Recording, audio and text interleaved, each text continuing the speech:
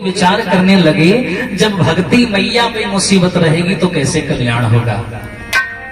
नारद जी बोले, मैया इनकी कोई दवाई नहीं है, अगर हम दवाई ले आए तो ये ठीक हो जाए। भक्ति मैया बोली, नारद जो दिल के मरीज होते हैं इन्हें दवा काम नहीं आती। ये दिल और सांसारिक आध्यात्मिक मरीज हैं, इन्हें जब तक प्रभु की रज का सहारा नहीं मिलेगा तब तक इनको किनारा। तो नारद जी दुखी होके चल दिए। जब नारद जी जाने लगे तो रास्ते में इनको 4 संत मिल गए। कौन कौन? सनक सनंदन सन्नातन एवं सनंत कुमार। विश्वंबर में विख्यात है प्रभु का पहला अवतार। हमारे धर्म में भगवान के 24 अवतार बताए गए, जिनमें से 23 अवतार हो चुके हैं। और इन 24 अवतारों में प्रथम अवतार थे ये 4 संत, सनक सनंदन सन्नातन सनंत कुमार। ये 4 संत मिल गए मार्ग में। 4 संतों को नारद ने देखा, सर झुका के प्रणाम किया। नारद के चेहरे पर प्रसन्नता नहीं दिखी तो 4 संत बोले, नारद तुम्हारा स्वभाव तो ऐसा है, कहीं अगर शोक हो और तुम पहुंच जाओ तो लोग मुस्कुराने लगते हैं। स्वभाव ऐसा है तुम्हारा, लेकिन आज तुम उदास हो, क्या हुआ? तो नारद ने सारी बात बताई। महाराज भक्ति मैया के ऊपर मुसीबत है, और भक्ति मैया जो है ना वो जवान है और बेटा उसके बूढ़े हैं। 4 संत मुस्कुराने लगे। नारद ये तो बहुत साधारण सी बात है, ये तो होना ही था। कैसे? नारद समय बदल रहा है, व्यक्ति की सोच बदलती चली जा रही है, व्यक्ति का स्वभाव बदलता चला जा रहा है, आचरण बदलता चला जा रहा है। एक समय ऐसा आएगा नारद की धर्म की रक्षा करने वाले ही धर्म के विरोधी बन जाएंगे। एक समय ऐसा आएगा आदमी इतना स्वार्थी हो जाएगा कि स्वार्थ के चक्कर में कुछ नहीं दिखाई पड़ेगा। हे नारद एक बात और याद रखना, कहते हैं स्वार्थी का कभी भला नहीं हो सकता और परमार्थी का कभी बुरा नहीं हो सकता। थोड़ा समय अवश्य लगेगा। क्यों? क्योंकि जिसकी लागी रे लगन भगवान में, ध्यान देना भैया, कि जिसकी लागी रे लगन भगवान में, और उसका दिया भी जलेगा तूफान में। बड़ी साधारण सी बात ना समझने से, थोड़ा समय लगेगा, लेकिन लोगों को इंतजार नहीं है। कारण है कि हम परमात्मा को तब याद करते हैं जब हमें उनकी आवश्यकता होती है। कहते हैं दुख में सुमिरन सब करे, सुख में करे ना कोई, और जो सुख में सुमिरन करे तो दुख काहे को होए। अभी मान के चलो पुलवामा से 1 बजे रात को पैदल आना पड़ जाए गांव तक, पैदल, और गांव रास्ता में याद हो समाधि मिल जाए।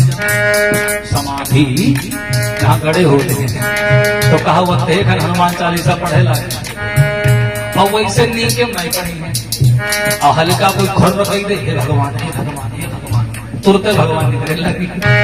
हाँ, और नीचे नहीं जब है हरे जिसकी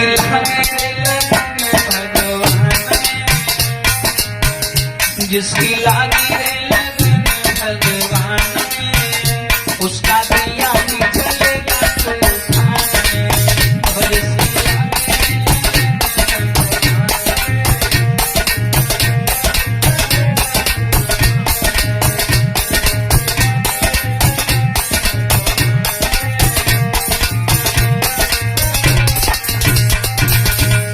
कैसे भैया? हो नैया कर दे राम हवाले, अरे लहरी लहरी मोरे राम संभाले। नैया कर दे राम हवाले, लहरी लहरी मोरे राम संभाले। और जब राम जी संभालेंगे ना, तेरे कमी न रहे सम्मान, तेरे कमी न रहे सम्मान, तेरा दिया में जलेगा तूफान।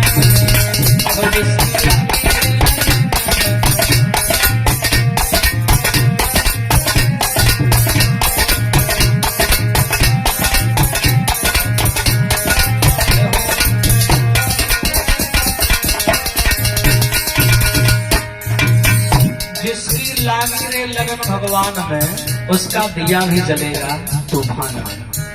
कहते हैं भगवान की भक्ति करने वाला परेशान अवश्य हो सकता है, लेकिन पराजित नहीं हो सकता कभी भी।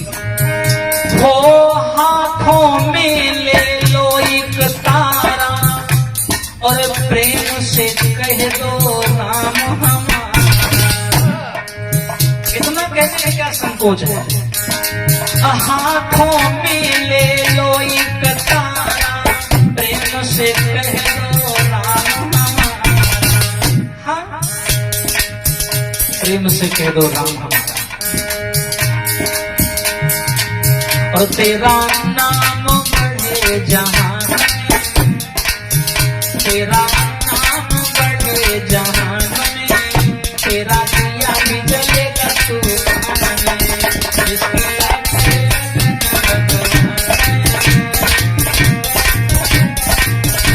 हरि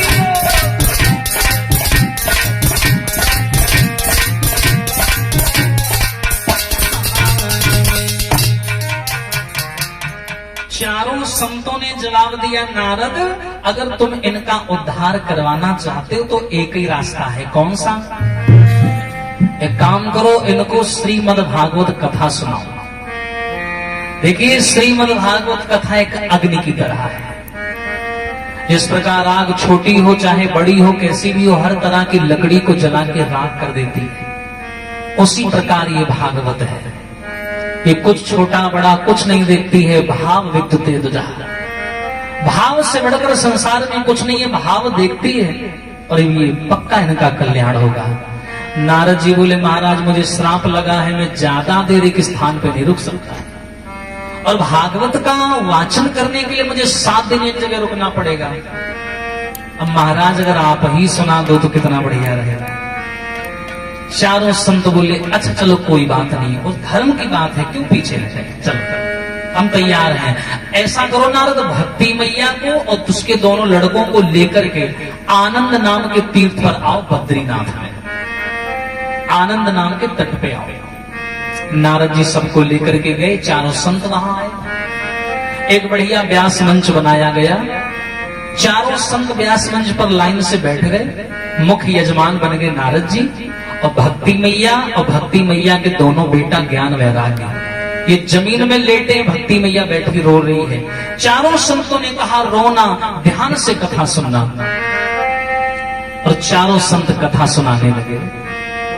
जिस समय वो अमृत की बूंदें उनके ऊपर पड़ी हैं, और जिस समय वो चारों संतों के मुख से निकले हुए सनातनी शब्द उनके कानों में पड़े हैं, चमत्कार जैसा हो गया। ऐसा चमत्कार हुआ, जब पहले दिन की कथा को सुनाया तो शरीर के हल्के हल्के रोंगटे खड़े होने लगे। द्वितीय दिवस की कथा को विराम लगा, शरीर में हल्की चेतना जागी। तृतीय दिवस की कथा को विराम लगा, उठ करके बैठ गए। चौथे दिन की कथा को विराम लगा, खड़े होकर के नाचने लगे। बोले, और सुनाओ और सुनाओ। बोलिए भागवत भगवान की।